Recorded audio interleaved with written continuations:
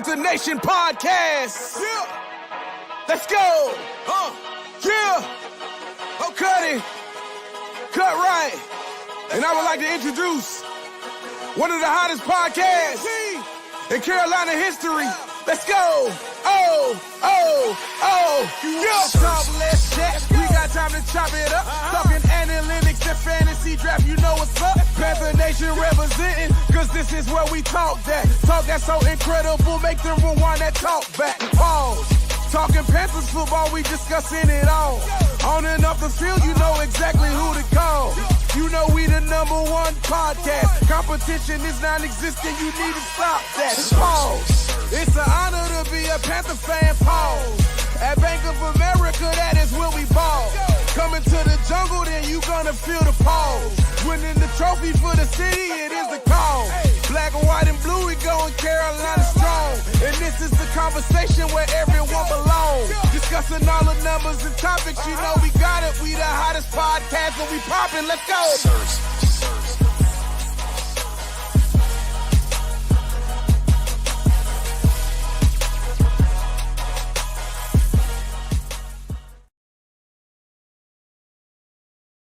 QueenCityPodcastNetwork.com.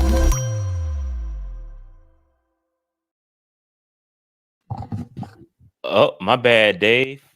Hold on. I know I'm late. I know I'm late often on this show. Nah, hold on. I don't know what's going on. Oh, I know why. I'll fix for you. I'm about to say my views got jacked up, yeah, bro. Your views got jacked. Yeah, I just noticed the view, but it's okay. What's going on, man? Bad. What's good, everybody? Mic check 1 2 1 2. What's cracking? Know it's been a minute since you've seen your boy. Got a lot going on. You know what I mean? A lot of good stuff. You know what I mean? Everything is good. Everything's okay. I'm okay. Thanks for asking. But had to take care of some business. All good. So, Dave, what's good with you, man? Doing good, bro. Like I'm gonna turn off this ticker, but all is well. Last week was kind of. I did a lot of solo shows last week. Look at you with the Zooms. I should probably trying to get it right. You know what I mean? No, but things are good, man. We rallying up for the final college stretch. My daughter appears to have made a decision. So we're gonna ready to announce? No, not yet. Okay. Well, I mean, I could announce now. I don't think she's gonna change her mind at this point. She has decided she's gonna go to Hofstra University. Hofstra, nice. Yeah, she's gonna go to Hofstra University out in Hempstead, New York, Long Island. So now there's a chance that she could potentially change her mind, but I don't see it happening at this point. She pretty much told me I can get the refunds back for some of the other institutions that I've put the deposit down for. I just haven't done it yet. I'm gonna wait till her birthday and then I'll get my money back. Nice. So I got that speeding ticket in Virginia for nothing, which I paid today too. For the culture, Dave. For the culture. Yeah. Nah. All jokes aside, though, I think House is a really good school. I think she's gonna enjoy it. They're expensive as all hell, so she better keep that money she got. I can tell you that. Facts. Stay out in parties. That's in Hempstead. She'll be all right there. She'll be all right. Okay. She'll be all right. All right. Oh, she wasn't. That wasn't even an option, bro. There was no applications gone to that school in Durham. You ain't gotta worry about that, my brother. You ain't. A&T wasn't an option because of the deferment and then the wait list. Because there's no point. They offered to let her come in the spring, and I'm like, nah. Why we gonna do that? We got funding everywhere else. Yeah.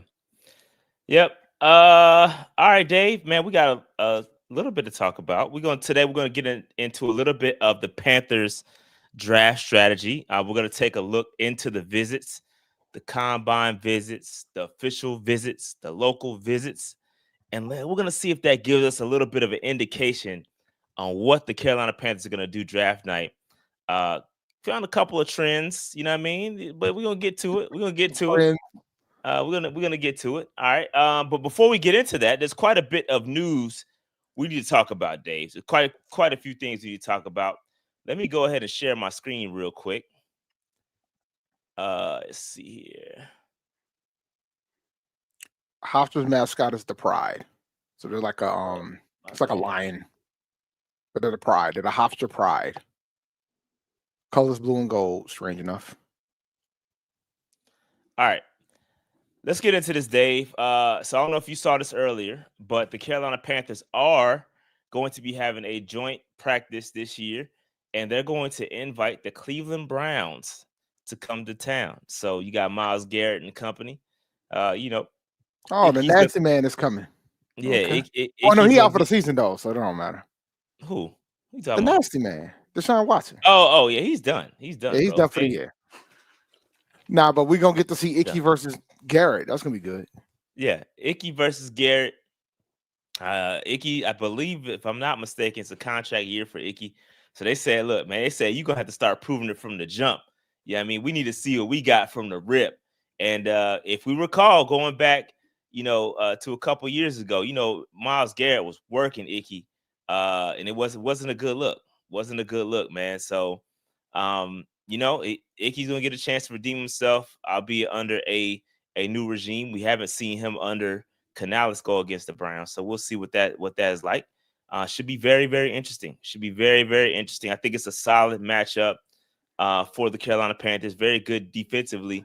The Browns are, you know what I mean. So we'll see what happens. We'll see what happens with the Browns. Any other thoughts on this? It's gonna be fascinating to say the least. I mean, it is practice, but we've learned even with this regime that them practices are probably more important than preseason games at this rate. So it's gonna be fascinating to see how it goes. Well, Dave, it's funny you say that because I believe we found out who the Jets were for real at joint practice. Oh, we did, bro. Yeah, we knew they were mid. Exactly, we knew they were mid before the whole world knew at the joint practice. So, because we were rocking, we was hanging right there with them, and obviously we knew that we weren't in the best team in the world, and for us to go out there and do what we did against them in the joint practices, you know what I mean, it was very telling. So. It does. Preseason does matter. These joint practices do matter. You know what I mean? So I think it's going to be a good couple of reps for the Carolina Panthers. Day, let's hit a couple super chats before they get behind. Big D, no Kool-Aid sipping says, I haven't seen y'all since y'all was little 3 stacks and Dave. Shout out to Big D, no Kool-Aid sipping. Hope you feeling better, my brother. Yes, hope you sir. feeling a lot better. Not to put your personal business out there, but I hope you're doing good. Teach Real Knowledge says, love the content. 4 players I don't believe we talked about enough. Edge, Jordan Birch, high motor and hands. Kyle Williams, explosive. Billy Bowman, ball hawk nickel. Zach Frazier, tall and fast. I like that's a solid list. Solid list. Teach real knowledge. I like that. It's a solid list you got there.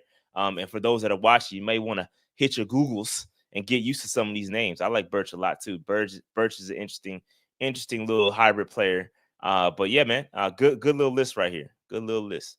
But Dave, anything else on the Browns coming to town? Anything else you've seen out there? No, not right now. I mean, other than I guess there was a lot of tweets talking about Hard Knocks and how the Panthers should have done it this year, but nobody took it. Like no NFL team took it. So what's the deal with how it's not filming? What's going on? I don't know what their plan is going to be, but I guess I thought they could force the team to do it. I don't know if they're going to really force a team to do it. Cause I think after what happened with the Giants last year, they're kind of hesitant about doing it again because there was too much information that came out in the streets when they showed their whole draft board and all the other stuff, from what I understand. Interesting. But I thought back in the day they could force a team to. They could, and we would be one of the teams that could be forced because of the requirements. Right. We pretty much meet all the.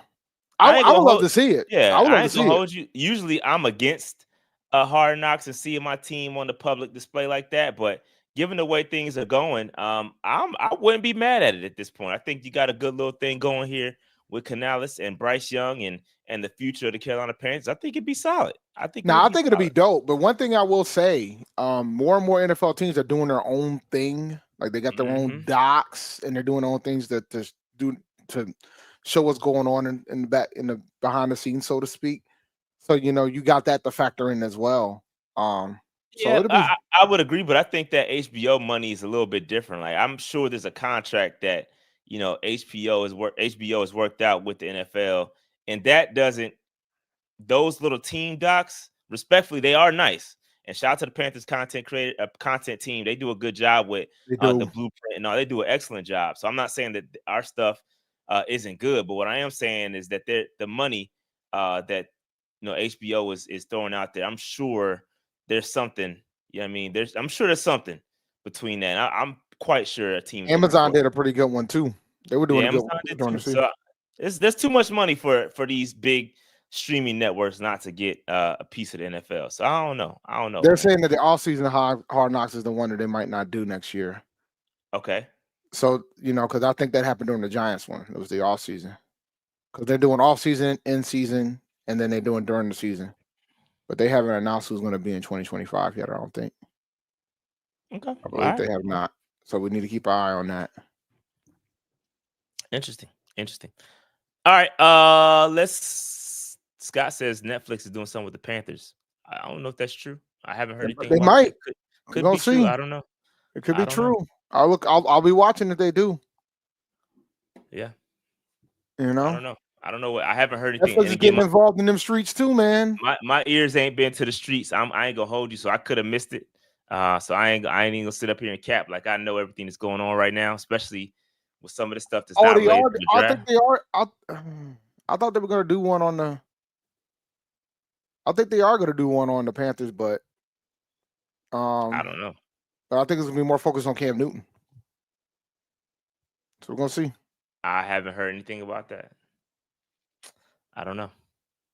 Well, we'll see. So, but anyway, that is the Cleveland Browns coming to Charlotte for the joint practices this offseason. This will be, I think, the third consecutive year that a team has come to Charlotte, which is cool. I like it. I like joint practices. I think you kind of get an idea of what your team is going to look like. And I'm for this 1,000%.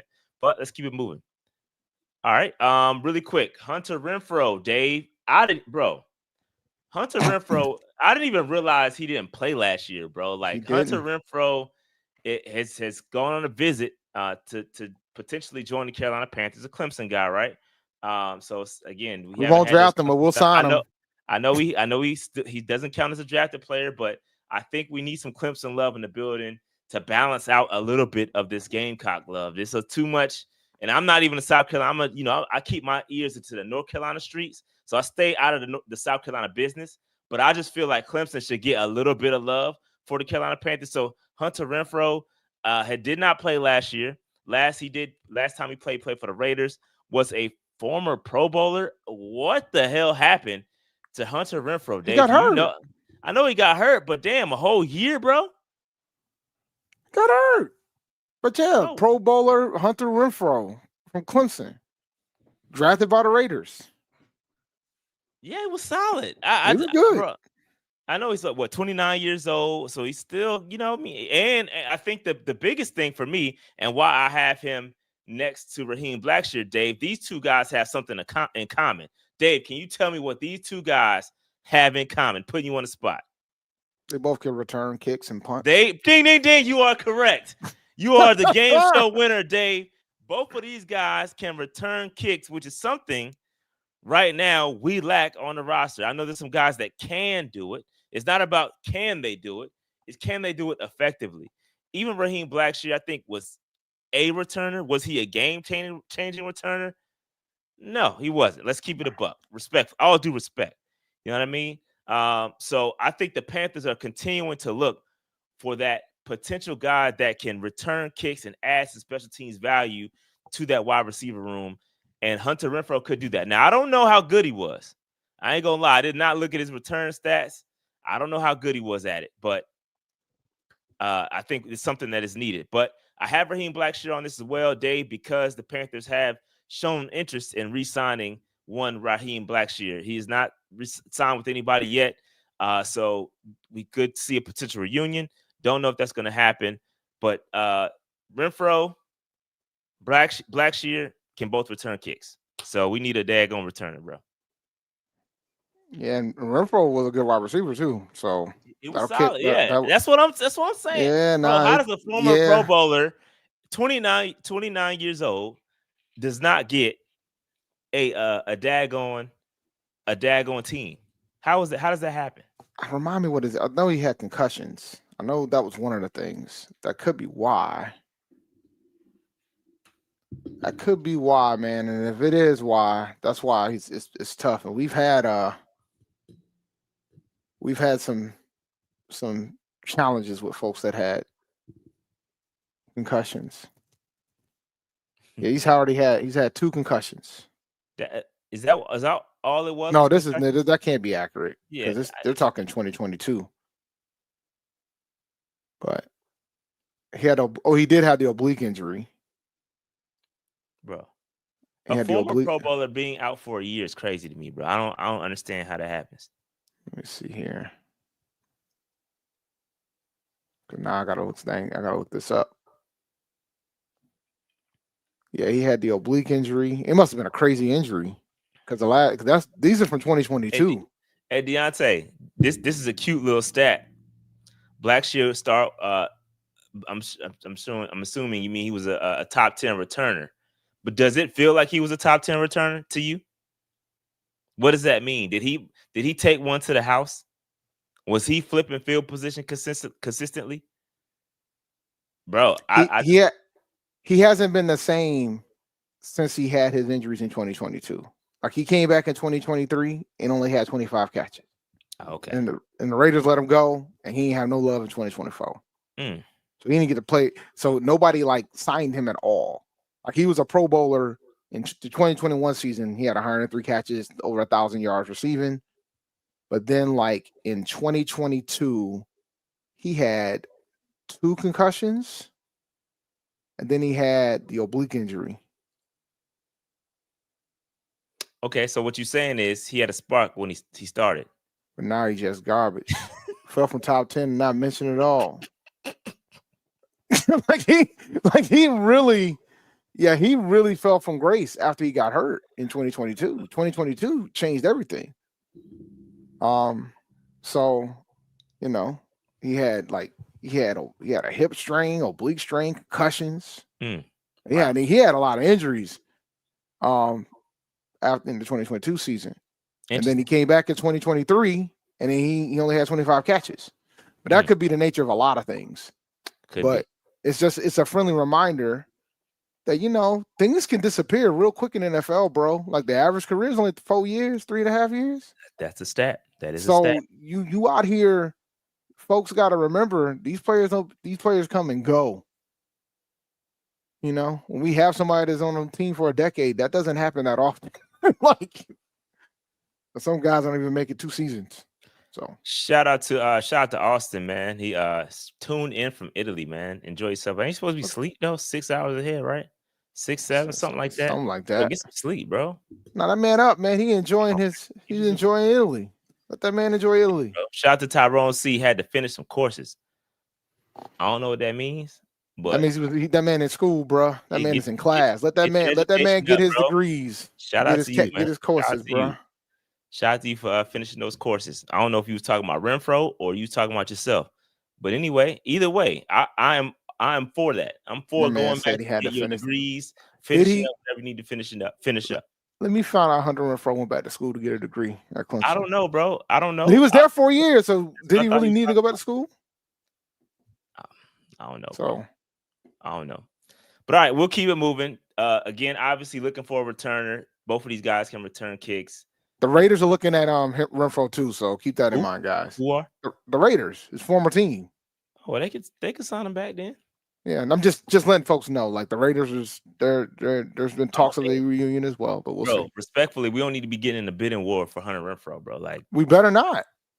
Okay. 25 catches. So Tyrone did, and you didn't have to send a super chat for that, but we appreciate it. But he said Renfrow, he had to finish some courses. That's what he did. So he took a year off, went back to school, finished his degree. Good for him. Because he said, he was like you, Dave. He said, hey, it's the average career span is 4 years. So I gotta get my backup plan right. So he took a year off, finished some courses. Now he's ready to get back in. You know what I mean? That's healed up too.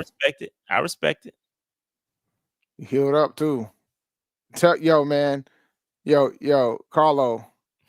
Carlo, let him know that 25 catches ain't gonna get you in too much of a bidding war. Pro Bowl be damned. 25 catches your last time you was in the league ain't gonna get you in no bidding war. I'm just trying to let you know and understand that 25 catches ain't it. It ain't the one. It ain't the options. Ain't gonna do it. We don't know what he is at this point. Yeah. That man got ring rust. Shout out to Hunter Renfrow, bro. Salute, bro. Hope you got that degree, bro. Because respectfully. Now he'll probably get an opportunity. But I'm just 25 catches, y'all. Y'all were talking about the wide receivers that we had last year. Could you imagine they signed him and be like, "Oh, nah, we don't need to draft a wide receiver"? Y'all would lose y'all minds. Because then I'm gonna keep saying 25 catches. Yeah, bro. 800 versus Oh, 100K versus 900K. 800K versus 900K. That's crazy, bro. Y'all boys is being real disrespectful in the chat. That's the chat, not us, by the way. That's not how we feel. The chat That is not the how one we talking feel. about. I just feel a way about the 25 catches. Everything else, that's on the chat. Hunter, respectfully, it's not us, bro. We just reading the chat. So if you do become a Carolina Panther, just know that it ain't us. We just, I mean, it's the chat. They the ones. Deontay, just remember the answer's on the roster. Oh man, Big D no Kool-Aid sipper says Jalon Royals or Tet. I mean, I think if Tet is there, you gotta take Tet. But I like Jalon Royals, not Jason Royals. I like Jalon Royals a lot. I'm a big fan of Jalon Royals. My man said more catches. Oh my God, more catches than me. That was diabolical. Knucklehead K says like, subscribe, join Patreon. Shot. I did get your email, Knucklehead K. You did not have to send a super chat. Pause. I pause. Super chat for yo, one of them nights, huh? Super chat. I don't know where I was reading something else. I was reading something else in the chat. You might have been watching something else. I was reading something else in the chat. My bad. Super chat. You didn't have to send a super chat for that. But I did get your email. So I got you. No worries. On the way. Shot clearing his name with Hunter to avoid another DJ Moore situation. Absolutely. I gotta clear my name. For sure. Because I know how y'all get down. Oh my God. Okay, let's move on. Well, I was reading something else in the chat. Y'all chill out. That's why I said we gotta move on. All right. Shout out to DK Metcalf. So if you haven't heard, Canales went on an interview talking to somebody. I don't know what it was. I just see the clips. You know what I mean? And she was saying, hey, how talking about the wide receiver and potentially taking one in the draft. You know what I mean? And Canales started to talk more about the wide receiver position and said that we had something cooking potentially with DK potentially coming to the Carolina Panthers. But he also said what Dave has been saying about 1 million times on this pod, that the defense is more important. So we had to focus on the defense, and we couldn't get no DK Metcalf for us. Hey, shout out to K Adams. It's the K Adams show. So Dave, how do you feel about this? Was that the right decision? I told y'all we would have had to give up a decent chunk. We would have been in a bidding war. And I don't know if you guys would have been all right with paying that man $30 million. He didn't have 1,000-yard season last year. I know he's a big-bodied wide receiver, but y'all were ready to pay $30 million for a wide receiver who didn't have 1,000 yards last year, with a pretty good quarterback at the helm, by the way.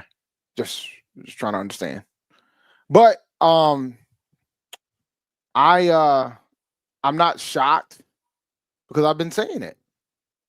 Like, I know that folks really want another wide receiver, but we continuously forget that we already have wide receivers here that need to be developed. I just think folks are just not patient, and I understand why nobody's patient because we've been so bad, but our defense is atrocious. So they made the right call to try to fix the defense. Now we're going to talk about the draft visits and things of that sort later in the show. But it's going to be interesting to see how they handle this route. But I expect them to be heavy defense in this draft, man. And I know a lot of folks. We'll talk about it. I think there's going to be if you look, we'll talk about it later. But I feel like, again, I think I know how this fan base is. I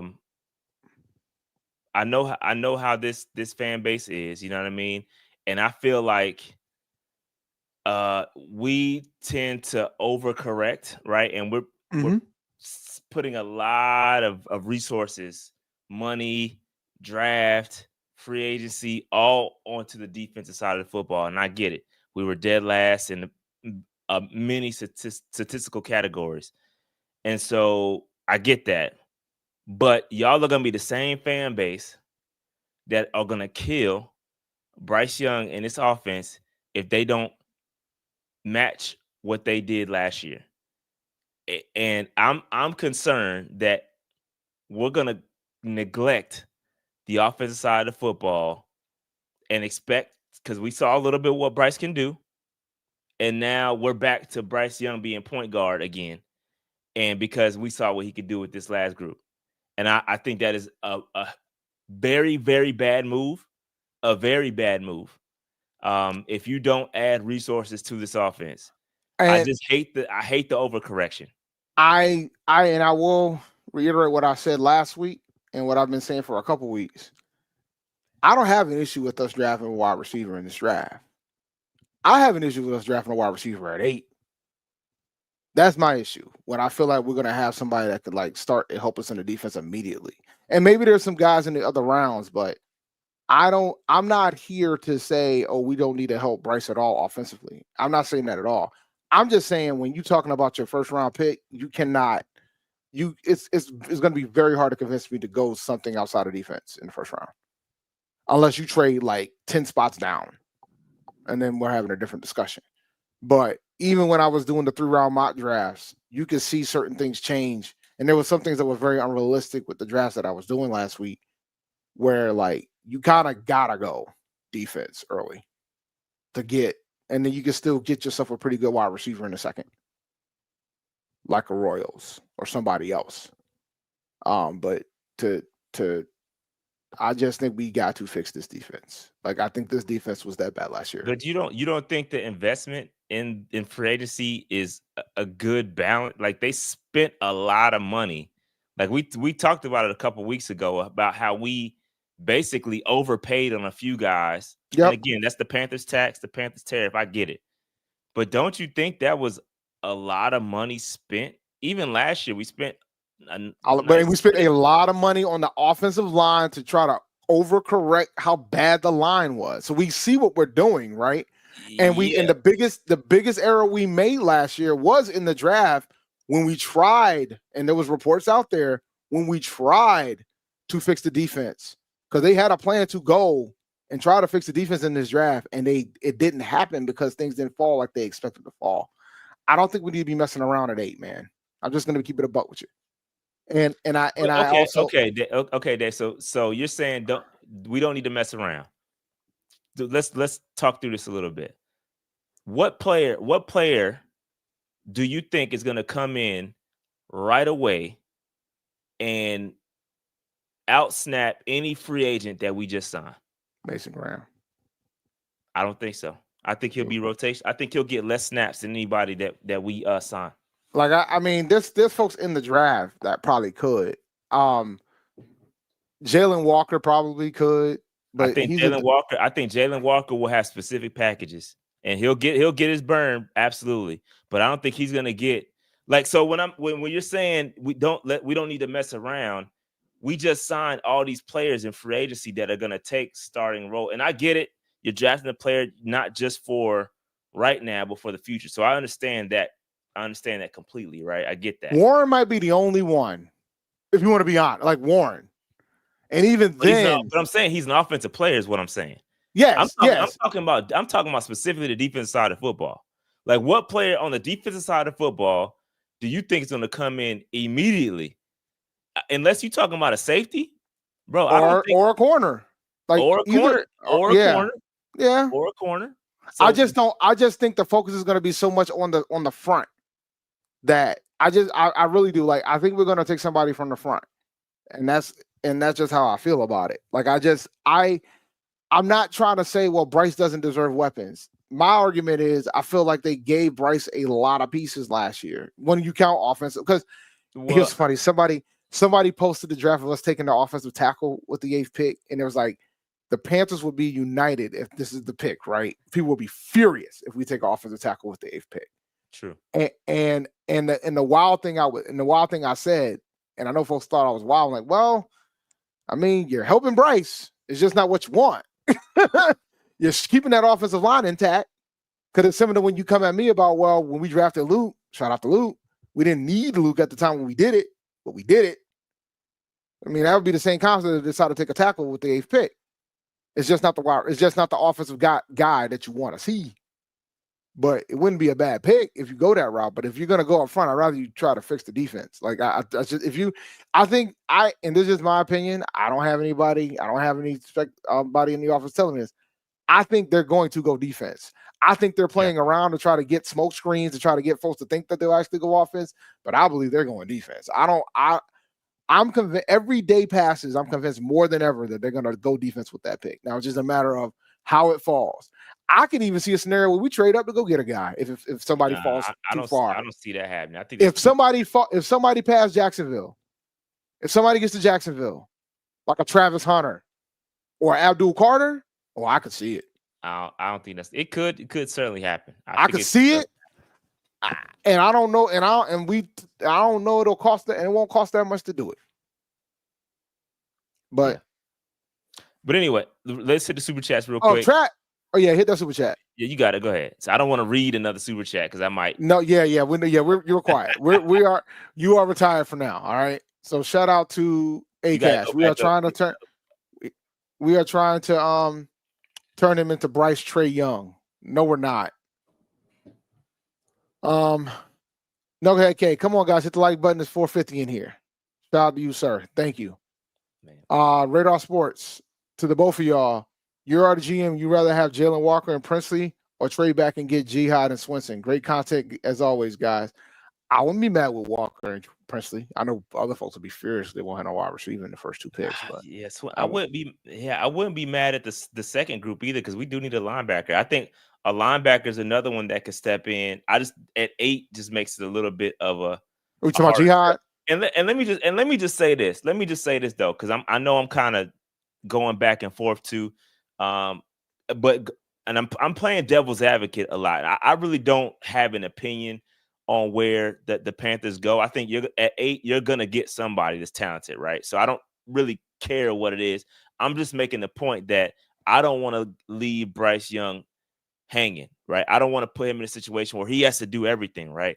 The best quarterbacks even the best quarterback. You can talk about, Mahomes and all them, and even what hurts, they got people around him, bro. You have to have weapons around them. So I'll say that. But I also say at the same time, in the same breath, I can also say that even if, just going back to my own point that I kind of hit you with, Dave, is that okay, maybe those guys may not start, right? Let's say a Mason Graham, right? Hypothetically, let's say we get a Mason Graham or somebody else or Jalon Walker, and we don't necessarily need them for now. Again, I said this on the show before, but bro, we didn't need Luke Kuechly when we drafted him, right? And so if you can get a guy that's an excellent talent, you gotta take him, right? You find a way to make it work, whether it's defensively, offensively. Yes, we still got a bunch of gaps on this roster, but even if you have your stacked position, if the guy's talented, you find a way to make it work. So I know I'm talking in circles a little bit. I'm trying to play devil's advocate, but yes, go ahead. I will respond by saying, and I'm going to hit the rest of these super chats. I'm going to respond by saying, we talk about Mahomes having weapons, even though some would argue his weapons wasn't that good this year, but that's what the discussion. And you talk about Jalen Hurts having weapons, and he absolutely did have weapons. I mean, he had the best running back in the league, and he also had some phenomenal wide receivers in A.J. Brown and Devontae Smith. All right, but you know what else both of those teams had? They have phenomenal defenses, particularly up front. Like so that helps the quarterback too. It does. It helps the quarterback too, guys. I know that's hard for you guys to believe. But it does help the quarterback too. And there's history even within this franchise that shows that. Even to the best quarterback that's ever played here, it helps the quarterback too. Complementary football helps both sides. And I understand the concern about overcorrecting, but you can't try to, like, you made the decision to keep Evero here. You need to give him everything he needs to make this work. It's clear that they got a scheme in place. Bryce is going to be year 2 in this scheme, which is going to be beautiful to see. They got to get the pieces in here for this defense to get this right. And I know they've been primarily focused on free agency, and they did what they had to do from that regard.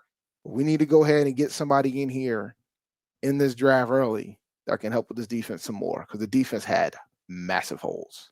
Like right. Bryce, but let me do the other super chat. Yeah, you got it. All right. Shout out with Big D, no Kool-Aid sipping. I'm with wide receiver in the second, Jalon R or Isaiah Bond. I'm cool with either one of those, to be honest with you. So there's that. Shout out the Panthers 24/7. Jalon is a better linebacker than Trevin and Josie. I mean, look, man, to be fair, like from the standpoint of that position group, that could be a fair assessment, but you could probably, but we don't know. Like, a lot of folks really want Ted with the 8th pick. We don't know if Ted's going to be able to be playing immediately. We're assuming that's going to happen. Just like we assume that we'll get. We assume that stuff's going to happen. We don't know. We ain't going to know until they show up. I just know we got other needs in other places. I know we need another wide receiver, but I think we can get that later. That's just my thoughts on it. I think that's all the super chats. Yeah, that's all super chats. Whoops. Let's keep it moving. My bad. Let's go back one. All right, Dave. So we heard Cam Newton on 4th and 1 talk about the 2015 team and how it's a 10-year anniversary of the 2015 Super Bowl run, and how that season is going to be commemorated by the Panthers. And so I just want to take a quick second to kind of obviously give this team their flowers, because this team was awesome, very fun to watch. And man, shout out to Cam. What a time to be alive, bro. This was a great team.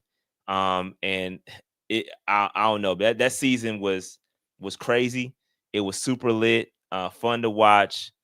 And I hope the Panthers, do something to commemorate it, whether it's bringing all those guys back to a game, having a homecoming of sorts. You have to honor those guys. You have to. Yeah, and then I think the Panthers released something saying that Cam Newton and the rest of the team, or specifically Cam Newton, was always welcome back to Bank of America Stadium. They've invited him to things, and he hasn't shown. Obviously, not that he hasn't shown up because he doesn't want to show up. I'm sure his schedule is extremely busy and the timing just hasn't aligned. But we need to get this thing back together as far as Cam is concerned. And I think that is no better time than 10 years, a 10-year anniversary for the 2015 Super Bowl attending NFC champs. You know what I mean? We gotta make that right. So this is a dope team. Shout out to my man KB. I know Dave, you ain't wanna say nothing about KB in the background back there, but salute no. KB. We're not gonna do that, man. I'm not gonna do that. Look, man, I remember that offseason too, when he got hurt. And everybody was panicking. And I was like, nah, I think we're going to be okay, guys. I think we're going to be fine. I think we're going to be just fine. Because at the time, and I always felt this way, I sometimes felt like Cam would force it to him because that was his big body guy. And now with him not there, he would have to spread the ball around. That's exactly what he did. And he would run the ball when he needed to. He utilized Jonathan Stewart when he could. And you want to talk about a team, these guys had the number 2 defense in the NFL. Got number 2 defense in the NFL, number 1 offense in the NFL. This was a sight to see. This is probably and Marcus will probably correct me wrong. This probably was the most prolific offense in the franchise history. And y'all can't even name the wide receivers. Some of y'all can. You can, Rashad. I can, but y'all probably can't even name the wide receivers who starting. Well, I think that's how good Cam Newton was that year. He was on the whole. He was playing out of his mind. Yep. Whole another elite level of Cam. And shout out to Cam, man. And these my prized possessions right here. This was from that year. Yeah, I mean, salute to Cam in his MVP cleats. Crazy year. I got those signed the year after Super Bowl. The following year training camp. So yeah, man. Great team, bro. That was a fun team to watch. Good times. Yeah, man. I hope Philly. Philly comes back. Salute to Philly. Yeah. Shout out to Philly Down, Jericho Cotchery. Yeah, he's been Take in Junior show before. But yeah, good times, man. Good times. And shout out to Michael Orr, Joe Webb. Y'all don't even know that was Joe Webb at the bottom, man. If you know, you know, man. Come on, man. Yeah, you know, Webb was on that squad. That was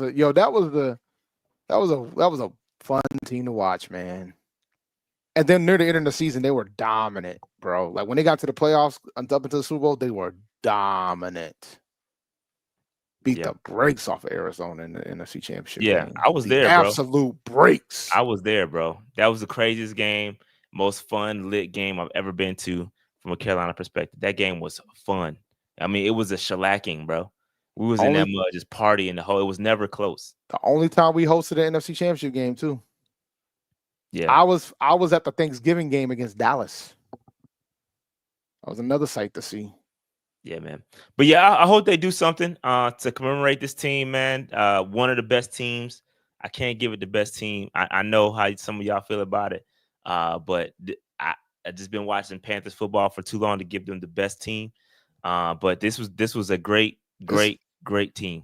There's 3 teams that's in the discussion as the best team ever. Who you got, Dave? Who you got? What years you got? These are the top 3. I know you got to say the same ones.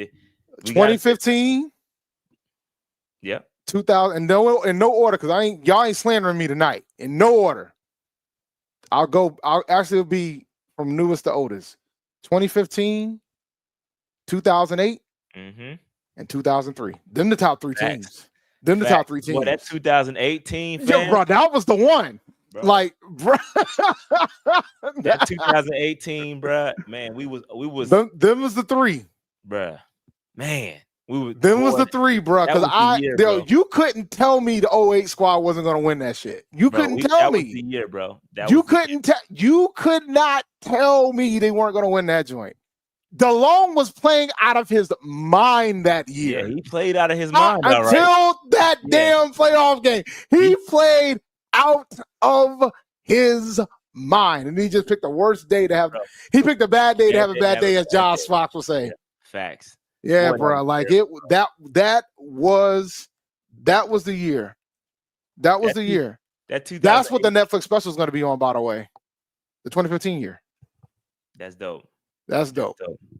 But but that was it, bro. Like that was the 08 year was the one. Everything was falling into place. Steve Smith was playing out of his mind. That was the one. Bro, I it hurts me to even think about that year, bro. Because that's how, bro, we was so nice, bro. We lost in the divisional round to Arizona. It wasn't a championship game. Yeah, we got smacked. Yeah, it was bad. 6 turnovers, right? It's 5 turnovers. 5 or 6 turnovers. It was a lot of turnovers. Yeah, bro. I kind of blocked it from my memory, bro. Yeah. And they signed Jake to a deal, a long-term extension right after that game. That was the first. I'd never forget watching that game. I had just moved to VA that year. I think the year after that. I was in my apartment in my living room watching that joint, and I was so pissed, bro. I was so mad. Man, Jake. Yeah, Jake. And that's the crazy part, because the winner that, like, the Cardinals ended up going to the Super Bowl that year. They did.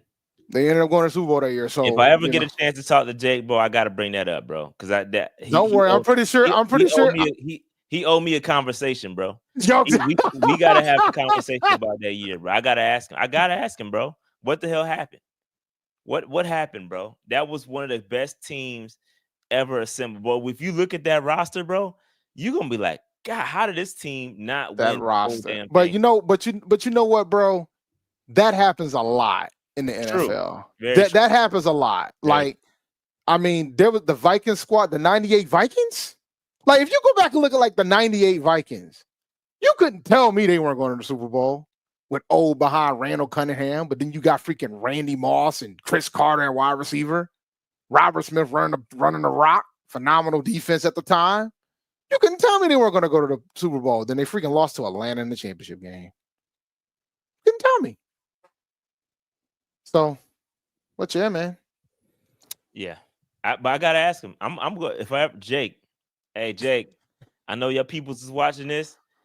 Hey, if we ever get a chance to talk, I got to ask you, bro. I just want to know. But I will say, Jake will own it. Jake will own it, because that's how Jake. No choice. I just want to know. I just want to know what happened. Like, did you wake up on the wrong side of the bed? Like, did you have a bad feeling going into the game? Like, what was the vibes? Like, what happened, bro? Because you was playing so well that entire season, and we just got to that game, and we just S-worded the bed. Like what happened? That's all I want to know. It may help me cope a little bit better because I'm still not over it. As you can see, I'm still not over that 2008. In 2015 was bad. Kachary caught it, right? He did. Yeah, And then Jay and Casey kicking it out the end zone. That was bad too. Okay, that was bad. We were 20-point underdogs in that Super Bowl. The Jake Super Bowl Delhomme 38. daggone 5 turnover game was, bro. Come on, man. Come on. But anyway, I digress. We'll keep it moving. So that get into some other content. Patreon.com/Panther Nation PC. Man, lock in with us, man. Support the channel. We appreciate all the super chats, and we appreciate all of the MVPs that support us month in and month out. I got to do a giveaway for y'all coming soon. I got some more Jalon Walker 8x10s to give away. So I'll be doing some MVP giveaways. I may give away a couple of them. I don't know how many I got left, but I'm gonna give them all away on the rest of these Jalon Walker 8x10s, signed 8x10s. Did you get yours, Dave? I did. I got mine the other day. So I gotta give me a frame to put it in. Yeah, salute to everybody that got the Jalon Walker 8x10s. MVPs, I'm gonna do another giveaway for y'all for 8x10 as well. I'll do about 3 or 4 of them. I got a couple of them left, so we'll be giving some more away. Salute to all of the franchise folks. We appreciate y'all there, and we appreciate all the free agents as well that have supported us with just $3 a month. Man, we appreciate it. That ain't nothing. You know what I mean? So we appreciate it. All right. Dave, you got Underdog? Yeah, man. Go to underdogfantasy.com and use the promo code PNP when you do. They're doing the best ball draft right now for the players. They're gonna, once the draft ends, they're probably gonna do some other ones as well. And you can do the pickles for different sports. College basketball, baseball about to start soon. So just go to underdogfantasy.com and make sure you use the promo code PNP when you do, and they also do a deposit match. Man, shout out to Underdog, man. Salute to the homies over there. All right. Yeah, speaking of college basketball, how's your brackets looking, man? Did you go chalk like I did?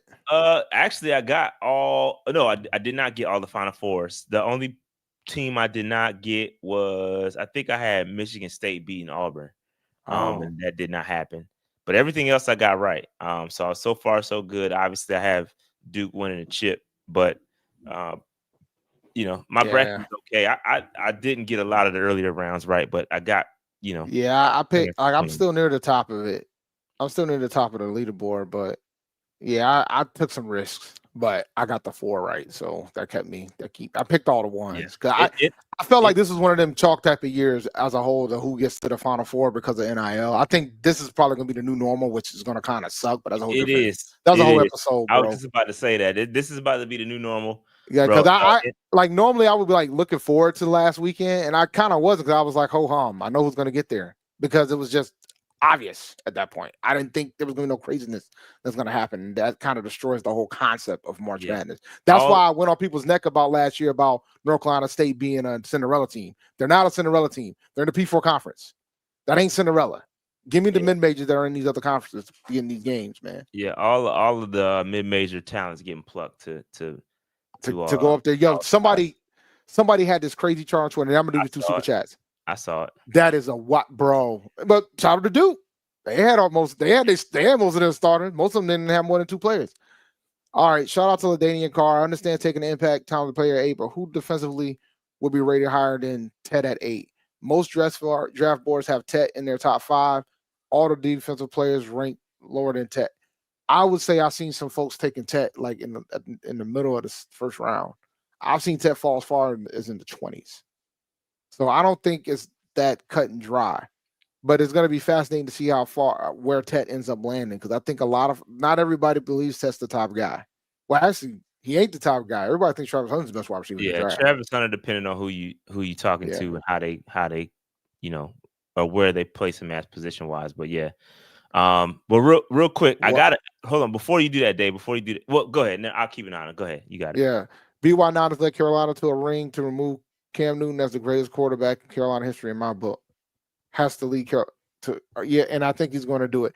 I would love to see it, and I wouldn't have an issue thinking that if that happens. But that doesn't change the fact of what Cam Newton did.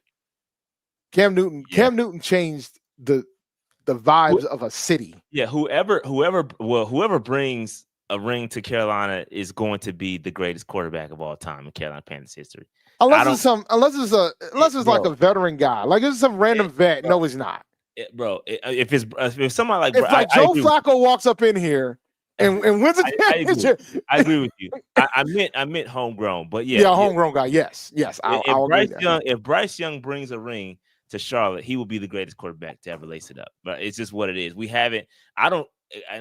With all due respect to Cam, bro, he just didn't get us there. You know what I mean? He got us close. He got us there. He just didn't win it. He got us there, but he couldn't win it. Okay, not him. The team couldn't win. I want to put everything on him. Yeah. You can't put it on him because he did everything he could. Like let's be clear. Let's be clear. Whoever does get us to that ring, bro, it's gonna be crazy. All right, real quick, and I didn't realize Dane Domain watched the channel because I was in the Reddit streets, Dave, and I saw this beautiful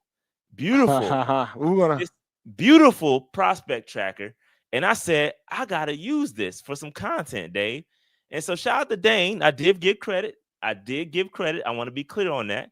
I gave credit to Dane Train 12 on Panthers Reddit. So I gave credit. Dane, I didn't realize he was going to watch the show, but I'm glad I gave you credit because I didn't want to get caught stealing. So shout out to Dane. I did give credit. And we don't steal anyway. Salute to me for giving credit. You know what I mean? Because that's what I do. This was a great tracker, by the way. Fantastic work.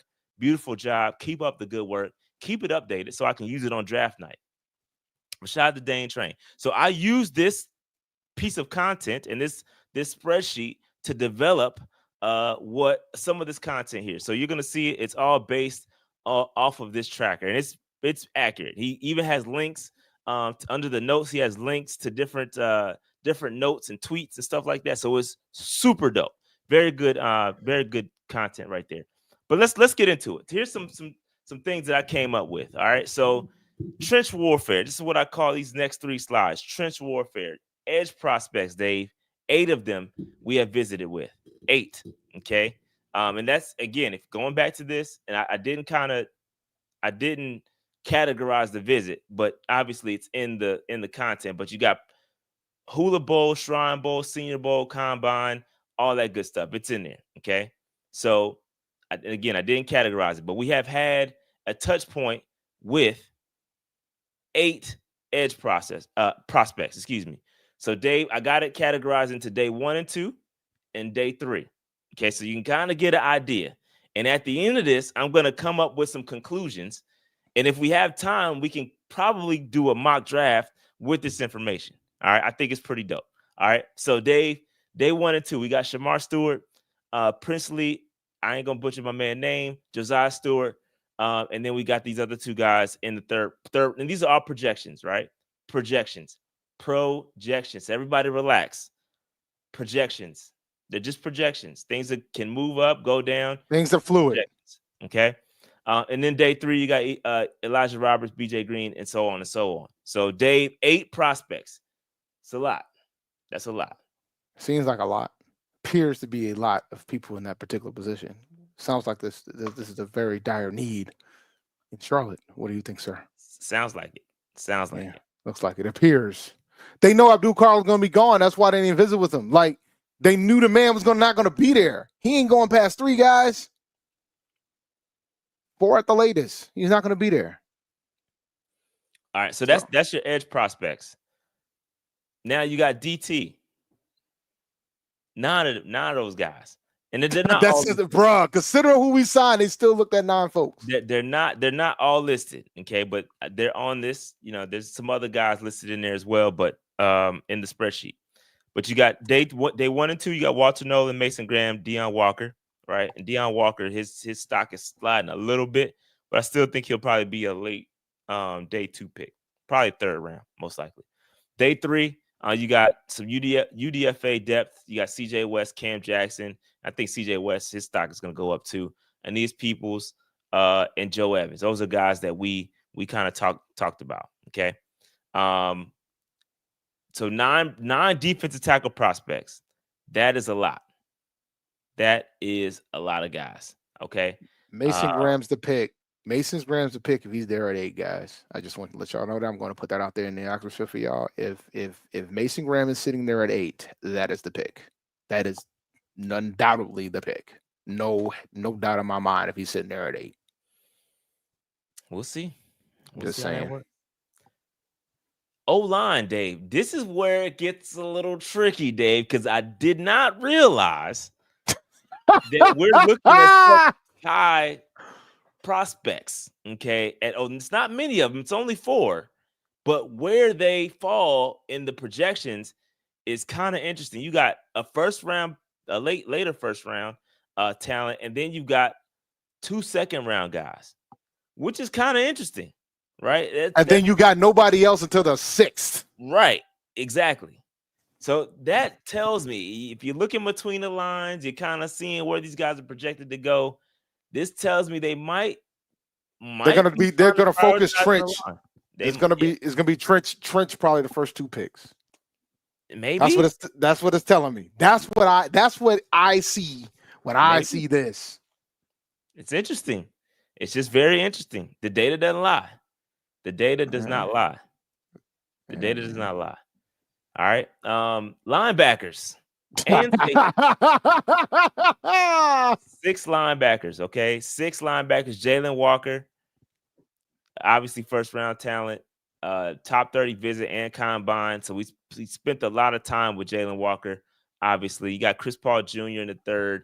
And you got some guys a little bit. And again, not all names are listed. Some guys are UDFAs, are potential UDFAs. So I didn't put all the names up here, but some of the day 1, day 2 guys, that's who they are. And then obviously a couple of day 3 guys that are down there. So interesting, just interesting. I think Jalon Walker is a lot of people's pick. I think that if Graham ain't there, that's the pick. I would be very surprised if just by the way things are going, I'd be very surprised if Jalon Walker is not the pick, Panther. you know what I mean? So, but it's very interesting. Just keep an eye on it. Keep an eye on it. Safeties. 5 safeties. Malachi Starks, Nicky Manwari, 2 day 1. Those are 2 day 1 guys. You know what I mean? First round projected. You know what I mean? And then you got day 3 guys like Jonas Sanker, Billy Bowman, who my man brought up earlier, and Keaton, undrafted free agent. So just interesting. Shout out to Double O Kane. Double O Kane says Sanker, free safety out of Virginia, is going to be a Panther. Book it. And I can see that because we need a free. Morig is not, he's more of a strong safety type. I think he can play both, but I think he prefers being close to the line of scrimmage. I think Evero is going to prefer him to be close to the line of scrimmage. You know what I mean? So these are guys that we're looking at. And again, if something were to happen, if we were to trade back, you could see a guy potentially like Malachi Starks or Eman Ward drafted in the 1st. But it just depends on what the Panthers are going to do. You know what I mean? So any thoughts on safeties, Dave? No. It would be fast. I think Starks and Eman are guys that would be in trade back scenarios for us, in my opinion. Like, I don't see us taking either one of those guys at 8. Nah, I don't think we're going to take Eman Ward or Starks at 8. I think that's going to be out of the question. I think they're kind of preparing for a trade back if a trade back was to occur, not preparing for a trade back. They're preparing if the ability to trade back was there, they would trade back and then and probably take one of these guys a little bit later. But again, we don't know. All right, so then we got cornerbacks, 8 cornerbacks. Woo! None in the 1st though. A lot. None in the 1st. Trey Amos, Darian Porter, Quincy Riley, Dorian Strong, Jacob Parrish, and Tyrone Herring. These are all guys that they have met with. And there's a couple more added to that list too, a couple more undrafted guys. But shout out to Trey Amos, man. I like Trey a lot. Darian Porter, I like him a lot too. I'm a big fan of Dorian Strong too, or Dorian Strong, excuse me. So I like, this is a good group of cornerbacks that they're visiting with. I like a lot of these guys. Riley's dope too. Quincy Riley's solid too. So I like a lot. I wouldn't be mad if we selected any one of these guys. Wouldn't be mad at all. So that's cornerbacks. All right. More, and this is the wide receivers. 8 wide receivers too. We met with 8 wide receivers. Golden, who was just the news broke today that we met with him at the combine. So he's a guy that we met with the combine. McMillan, he's had a top 30 visit. You know what I mean? So everybody's saying that, hey, I don't like Ted. He's not the guy. Like, I don't see us taking it. They met with him. So obviously they wanted more information, right? They wanted to see more about Ted. Thought enough of him to spend a top 30 visit. You only get so many of them. You know what I mean? So you got to be selective with them. You know what I mean? There's so many prospects out there. If you spent a top 30 visit on him, bro, like, you got to be thinking something. You know what I mean? So they spent 2 top 30 visits so far, right? Him and Walker. No, I think they spent more than that. Yeah, I'm curious about all the names. Yeah, I got it. I have to look it up. Oh no, I have it. I have it coming up. It's in the slide. It's coming up. Okay. All right. Yep. Those are the ones that are important. Tight ends and running backs. Tight ends are running backs. So you got Mason Taylor, tight end, and Luke Lachey. And there's a couple other undrafted guys, but I think that tight end is not a position they're going to prioritize. I think Warren, guys. Yeah, no Warren. So if you like Taylor and if something were to happen to Taylor, he falls a little bit, I could see them maybe taking Mason Taylor. I wouldn't be mad at Lachey late. I like Lachey, and he's an Iowa guy. And you know how Iowa tight ends, they always pan out. They always end up being solid. So I like Luke Lachey. All right. So I'm a fan. I'm a fan. All right. Running back wise, no running backs in day 1 and 2. Obviously, we know how the running back thing goes. And then day 3, you got Scatterbo, Tootin. Both of those guys that's supposed to say lead the way. But those are the guys that are that we have visited for day 3. 2 is a 5th rounder, huh? Yeah, that's what the projected is. Again, these ain't. I know. They ain't the gospel, bro. They're not gonna be the gospel. Just projections. All right. Here we go, Dave. Top 30 visits. These are the top 30 visits. Top 30 visits. And I think Jalon Walker, I think he was on a local visit. So that's a little bit different. Doesn't count as a top 30. So there you go. Just putting that out there. But Cam Jackson is a guy that we've had 2 touch points with, which is interesting. I think we met with him at the combine, and he has a local visit. 7th round projection, but I think they may be keeping their eye on a guy like Cam Johnson. You got to think about him. Jalon Walker, big guy. You know, look it up. There's 3 defensive tackles, so they definitely feel a type of way about these guys. They're looking for more defensive tackles, trying to bolster the defensive line. So 2 running backs too now. Yeah, 2 running backs. Yep, 2 running backs. You're absolutely right. And then Quincy Riley, who I like a lot from Louisville. I think that's going to be interesting. Jalen Noel, I like Jalen Noel a lot too. I think that could be very, very interesting if we bring him in. Obviously, you only have so many 3rd and 4th round picks, or 2nd and 3rd round picks, excuse me, which is why trade back is so attractive, because if you trade back, you're probably going to acquire an additional 3rd, additional 4th, additional 2nd, additional 3rd. You know what I mean? So that is going to give you more of an opportunity to land more talent. You know what I mean? So that's why if you could trade back and get, you could still get one of those guys. Maybe you could still trade back and still get Walker and then add additional draft capital. I think that would be dope. That would be dope. So this is are these all the picks? These all the visits? So far, top 30 so far. So we got 12 on this list. So they got 18 more to go that we might not have heard about yet. Yep. Yeah. Sometimes they get released late. We just got the Matthew Golden information like today, and I think they met with him at the combine. So some of this stuff just doesn't come out. You know, it comes out when it comes out. It is what it is. You know what I mean? Nivrash says, I just want to take a year off from getting offense in the first 2 rounds in the last 4 drafts, and our top 2 picks, 7 out of the 8 of those players are drafted were offense. Well, here's the thing. And that's valid, right? I'm not disputing what you're saying. You're absolutely correct. But here's the thing. We've got a different coach in a different direction, right? We appear to have some guys that can draft a little bit better. And so now that we have some consistency up front in the front office and in the coaching, I think that the alignment is going to be there. So now you're going to be able to get these guys and actually develop them. Part of the problem over the past couple of years is we haven't been able to develop anybody because your coach gets fired, and then that guy needs to bring in his own guys, and then that guy gets fired, and then the next guy needs to bring in his own guys, and that's been the problem, right? It's not that they're drafting offensive guys, it's that the direction changes every year. That's the problem. You know what I mean? So, Yep. I mean, but I agree with your point. Your point is valid, but I think that now we hope to have a consistent way forward now. You know what I mean? What were you gonna say, Dave? My bad. No, you good. You good. No, I'm still like looking at this list.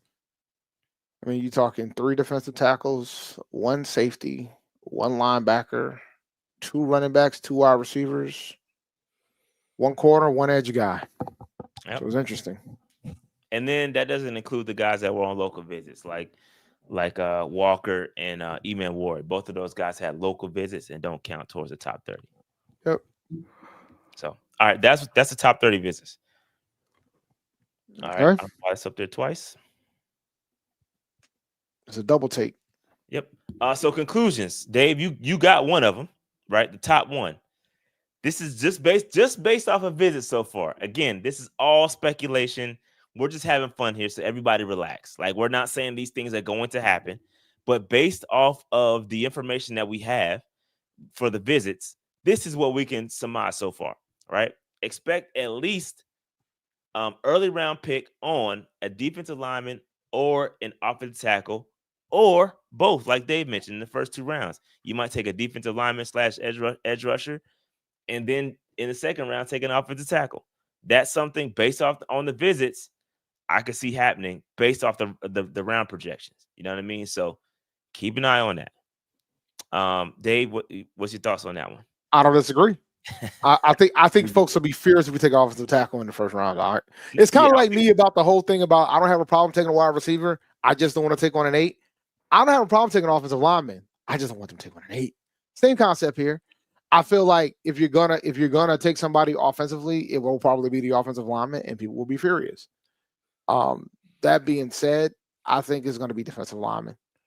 Like, I think it's either going to be I think the pick's either going to be Graham, or it's going to be Walker. I think those are the 2 options. I think it's going to be Graham if Graham is sitting there at 8. Otherwise, yeah. I think Walker's going to be the guy. I think it's hard for me to it's hard for me to see a scenario that they take Tet unless Walker and Graham is gone. That's just my take on that. Like, I don't see us taking a wide receiver in the first round unless Graham and Walker are both gone, and I don't see that happening. I don't see any scenario where that occurs. Yeah. So then it says likely linebacker, or safety in rounds 2 through 4. Walker or Starks, if they're taken, obviously could be splash moves, and I would even, dare I say, throw Walker in that defensive line conversation as an edge rusher. So I think he kind of checks both boxes for me. So I wouldn't be mad at Jalon Walker. I've already and this happened for me like weeks ago, and I kind of told you all this too, is that I've kind of already got it in my brain that Walker's probably going to be the guy. So I've kind of made peace with it. You know what I mean? Like, I've kind of convinced myself that it's going to be a good pick, no matter if I like it or not. Like, I've kind of convinced myself. As long as it's not a long snapper, we good. Yeah, I just convinced myself that he's probably going to be the guy. But yeah, so again, linebacker or safety. If this happens, you trade back. At that point, you trade back. It's time to trade back. It's time to get some draft capital at that point. Because the draft is pretty deep between like 12 and like 50. So at that point, you trade back, you get some picks within that range. Yeah. So it's my opinion on that matter. So then the next one, we got wide receiver or cornerback targeted after the second round, unless a top wide receiver falls. So unless a guy like Tet, like Dave just mentioned in the trade back scenario, if Tet falls, or if maybe Tet falls to the second round, bro, you never know. Crazier things Draft is happened. so unpredictable, bro. You never know. You have no idea how this thing is gonna work out. Maybe Golden falls. You never know. If one of those guys falls, then I'm sure we'll end up taking them. So they'll go. I think they'll go after one. If one of those guys fall crazy, they will go after one of those guys if they fall Yeah. into the second. I'm pretty confident of that. Yeah. And so, yeah, and I think that if it doesn't happen, if Ted and all those guys are gone, I think they're gonna wait until round 3 or 4 to take a cornerback or a wide receiver, which is there, and there's still some talent gonna be there. I think Royals, Noel, Higgins, all those guys are gonna be in that range. Maybe if they can get past the second round, then you start to think about taking one of those guys.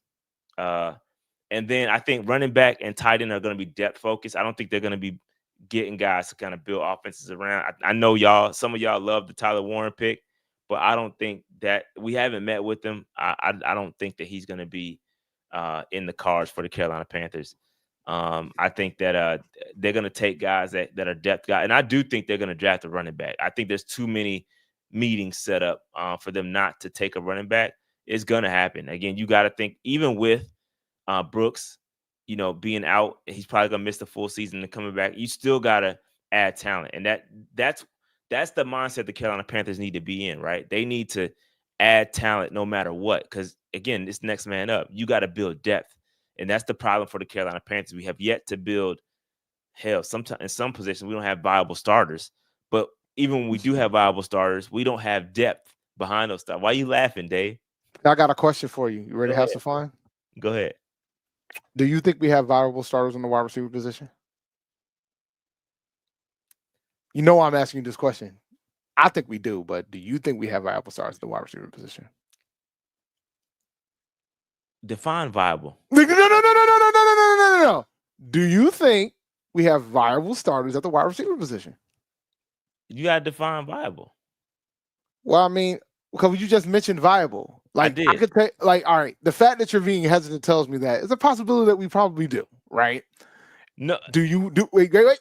Do we have viable starters on the defensive line? Yes. All of them. All of them. Yeah, we do. What about linebacker? I think we've added in free agency. Yeah, I would say yes. Okay. Yes. Tight end? Maybe yes. we're not going tight end. Yes. Okay. I do. I know we're doing running back. We got in a quarterback. Corner? Yes. Starters, plural. Yes. Yeah, Mike Jack. Yeah, Mike Jack and JC. Yeah. So safety, what position? No. So safety, no. I don't think we. Safety, no. Okay. I was trying to get you to what positions you don't think we have viable starters. Morig is solid. I think Damani could start. I think I do think I take it back. I think Damani is viable. So you're saying we have viable starters in every position. So what I'm saying is though, I don't want just viable stars. I want guys to be great. Oh yeah, you want playmakers. I want playmakers, bro. Like that's what we've been having. But we have been having. I don't think we have. By the way, I don't / mid at starters like too long. We got to get better. And I don't know if we got viable starters in our defensive line. Not at all the positions. We just signed it. We just all that money and we don't have any viable starters. You're wilding. If we just spent all that money and we don't have viable starters on the defensive line, then you're bugging. Then, all right, that's true. Then Dan Morgan and all them need to be fired. If that's the case. Safety, definitely, we don't have any. I don't think we do.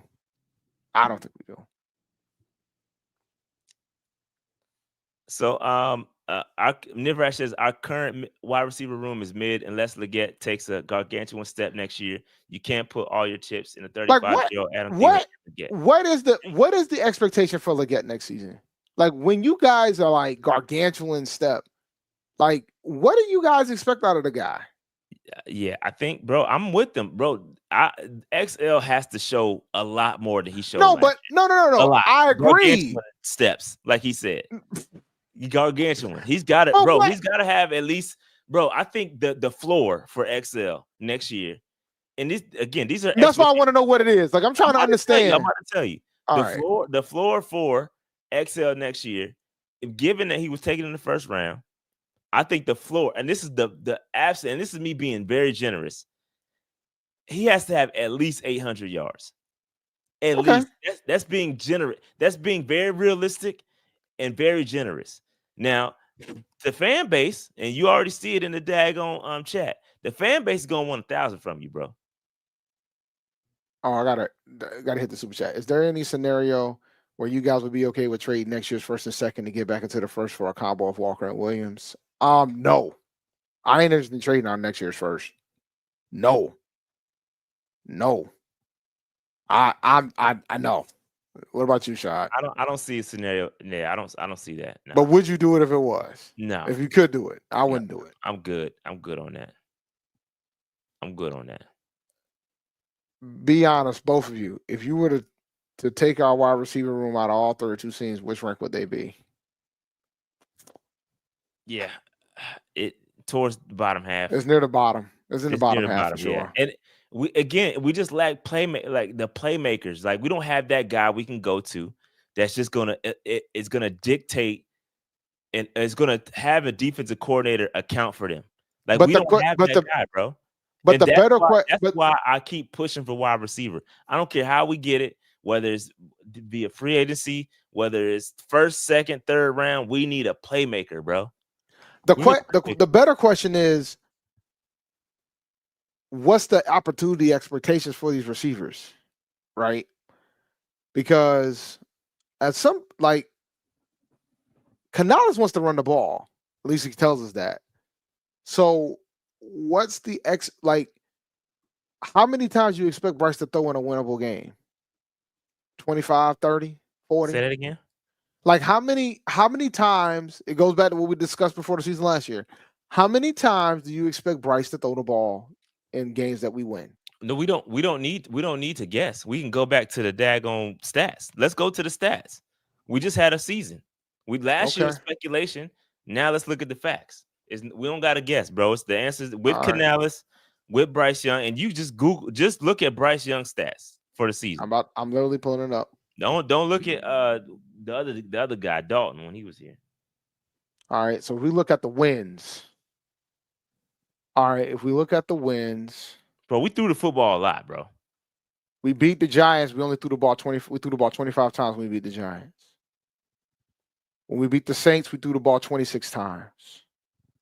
When we beat the Cardinals, we threw the ball 26 times. The only time that we threw the ball more than 30 times in a win was against Atlanta in overtime. Why are we just doing wins? Well, if we go to losses, all right, so because Bryce took over in the Denver game, right? If I recall correctly. Yeah, he took over in the Denver. He came back in the Denver game. Threw the ball 37 times in the Denver game. Threw the ball 35 times in the Kansas City loss. Threw the ball 46 times in the Bucs loss. Threw the ball 34 times in the Eagles loss. Threw the ball 28 times in the Dallas loss. Threw the ball 28 times in the Bucs loss. So the only time he threw over 30 times in a win was against Atlanta in the closer. And he played out of his mind. 73% completion percentage. Played out of his mind in that game against Atlanta. So I say all that to say, I mean, these wins typically happen when we throw the ball in the 30. If we're out here throwing it 35, 34, 40 times, we ain't winning that shit, bro. We're just not. Well, so I say all that to say and I go back to what I asked, like what's the expectation based on how we want to win these football games? It's obvious that we don't want to throw the ball that much when we win in these games that we won. So I think that when you look at the data, and shout out to Ricky Raines, and he looked at like EPA for the wide receivers. Coker was the highest. The problem is he didn't get opportunity. I would argue that he needs more opportunity this upcoming season. It's hard to give him more opportunity if you're going to put another wide receiver in this mix. It's just my opinion on the matter. And hopefully, I agree. I think Leggett should be improved from this upcoming season. And Thielen's going to be Thielen. In a perfect world, I don't want Thielen to be my leading target getter. In a perfect world. So that means other folks need to get targets. So for the record, Dave is the answers on the roster guy. That's what Dave was telling y'all.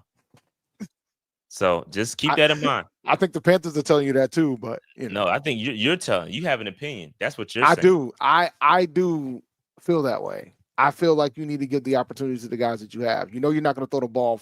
Like we're not winning games throwing the ball 40 times. Like we're not. Bro, you got to win. You got to win anyway. Don't get me wrong. Here's the thing though. When you get to the playoff, like what I don't like is that we're taking stats when we had how many games we win, Dave? Won 5 games. Bryce won 4 out of those 5. Okay, so So I don't look at that as a complete winning formula. Like we need to win more than 5 games. And I so don't I think disagree. we have yet to find that balance. And we're gonna have to throw the football more than 20 All some right, so let's have some fun because we were talking about to win games in the playoffs. How many times did Jalen Hurts throw the ball against Kansas City? in the Super Bowl. Yep, I don't know. 22. Yeah, but they were up, bro. They were up in that game. They coasted. Going Yeah, back. but they had big plays too. Like there were some pretty big plays that they had in that game. There was some big time Yeah. plays in that game. But Yeah. they balanced it. Even though Saquon Barkley did not have the best day running, they kept running the football. That's my point. Like I think the defense is what carried it, truth be told. But we'll get in, that's a whole different discussion. But even in the Washington game, they did coast. They only had to throw the ball 28 times. Against the Rams, 20 times. Against the Packers, 21 times. So Jalen ain't really throwing the ball like that, is what I'm getting at. Like it's a balanced attack that you gotta have. Now I do agree you gotta have folks to execute. So it boils down to opportunity. So I understand we need to have the ability. We got to have weapons on both sides, weapons on the wide receiver side. I'm not doubting that, but my point is, you got to go off of what we are seeing with what Canales is trying to do. Canales wants to run the rock, so if he runs the rock, I mean, I can use somebody else. Name a team. Name a team that's winning games. You want to use who you want to use? Want to use Lions? Who you want to use? Y'all pick the teams. Y'all out here. Because he mentioned the playoffs, so that's why I wanted to use the example. Super Bowl champion would be a pretty good example. They just won the chip. So give me a team. Give me a team, chat. So y'all didn't like that one. Give me a team. Y'all don't want to give me a team? Give me a team. I can just pick another playoff team. But sometimes you have to throw more. Okay. Sometimes you have to throw more. I mean, the Eagles only lost twice, but Tuesday they lost. They threw the ball 30 times. So take it out as you may. The Rams. It's just the style, bro. That's their style. Like that shouldn't be blanketed across everybody. No, I know that, I know. You can go to different Super Bowl teams and you could see where they threw the football 50 times or 40 times. It's just different styles. There's different ways to win a football game. You know what I mean? So there are different. It's all about what the coaching staff wants to do offensively, ultimately, right? So, now they want me to look at the Rams. I'll look at the Rams. So when they beat the Vikings, Stafford threw it 27 times. When he lost to the Eagles, he threw it 44 times. So, it all depends, man. Stafford really he did throw the ball a lot, but a lot of the times he threw the ball a lot, they lost. Like that's like I just like there's a correlation to that, man. You got to be able to run the football. You got to be able to have a balanced attack. But anyway, all right, we can do this all night. But but a lot of the games most of the games that the Rams lost, they threw the ball over 40 times in the losses. So, but anywho, yeah. Any other slides? This is the conclusion. Let me see. I think we're done here, right? Yeah, I think that was it. Yeah. Oh no, here's the final strategy, right? So here's where I think what's going to happen. And again, I know this is kind of blanketed, but that's a lot of positions that you got to. I know it's a lot of positions, but it's a lot of positions. But this based off of the data, right? So first round, I think edge, DT, offensive tackle could be, if they trade back late, could be in play, right? Linebacker, safety, and wide receiver. That's a lot of positions, I know.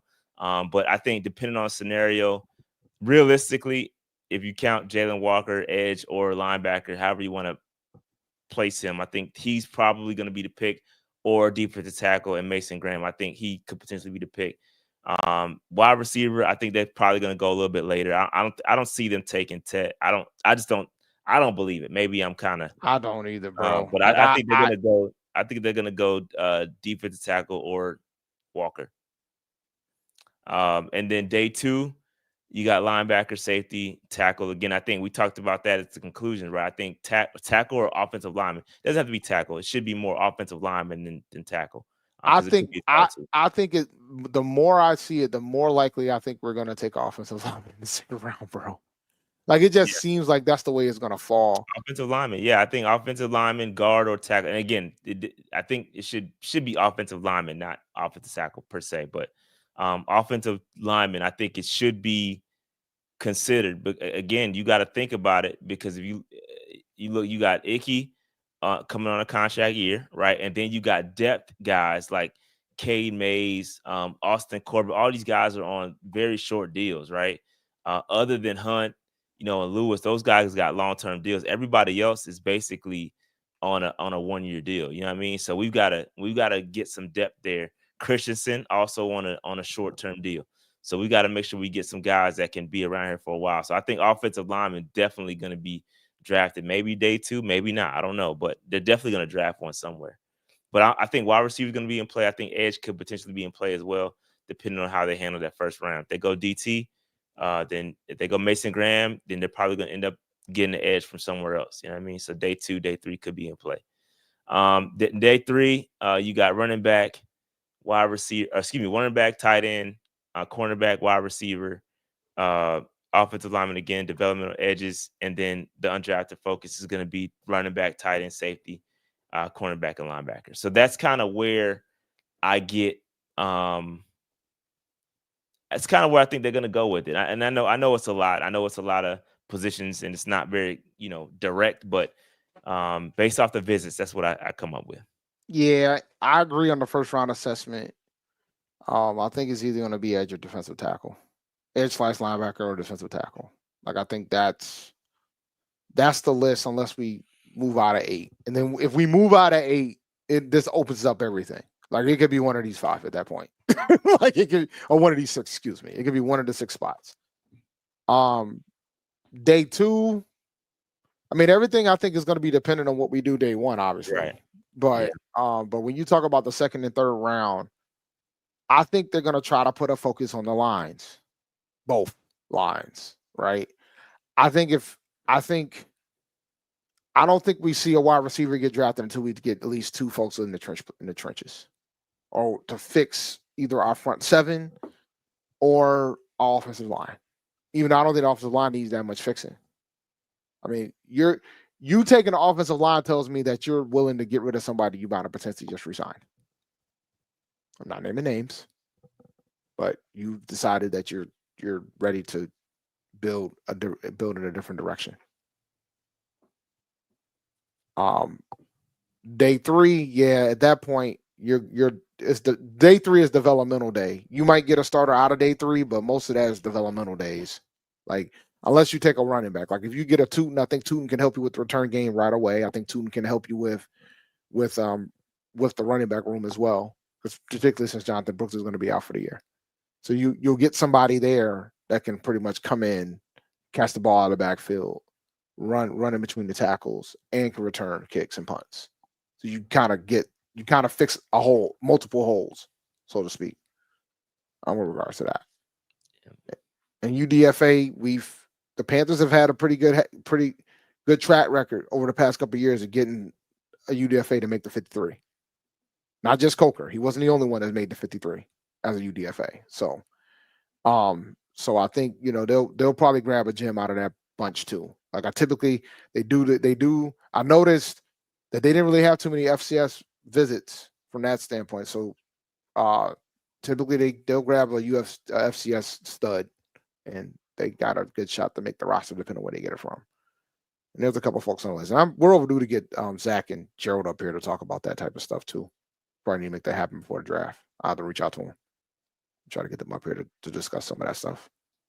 But yeah, especially both of them, but Gerald too, because he's been scout. He did full-time scouting this year, so he scouted a couple of the conferences, and he on top of the HBCU prospects he normally does.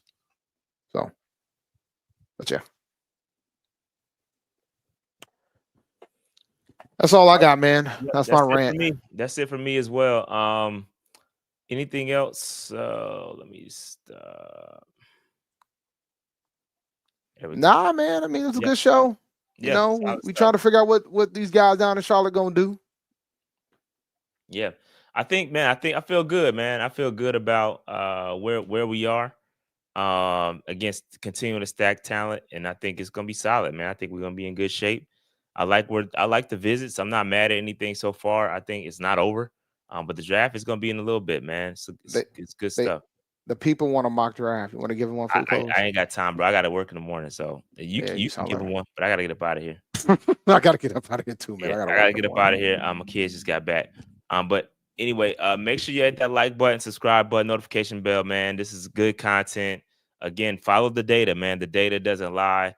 Typically, we draft guys that we have visits with. That's been the historical outlook for the Panthers. We always draft guys that we have visits with. I know it's kind of common sense, but so keep an eye on that information. We're just following the data, and hopefully we get more. And it's gonna be good stuff. All right. Anything else? I'm good to go, my man. All right. That being said, man, we up out of here. Peace. Peace.